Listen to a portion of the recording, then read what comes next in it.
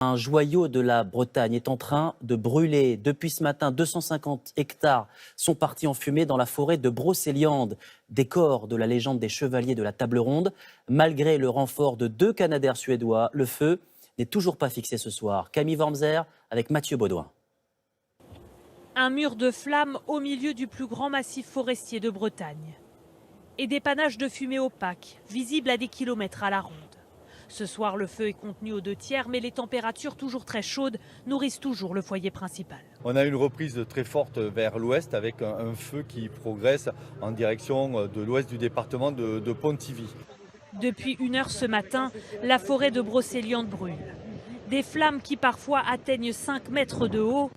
L'incendie le plus important depuis près de 20 ans dans ce secteur.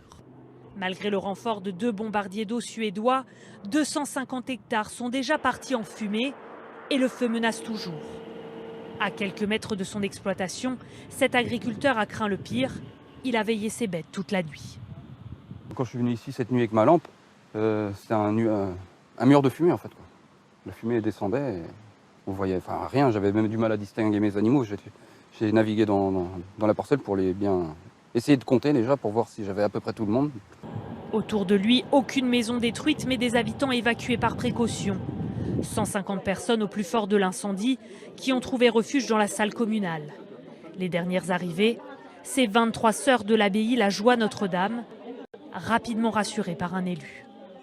Jusque-là, les pompiers ont toujours protégé les habitations. Ils ont réussi à sécuriser toutes les habitations. Ils vont faire la même chose pour vous, j'espère. Merci beaucoup. Ce soir, 300 pompiers sont toujours mobilisés pour contenir ce feu historique.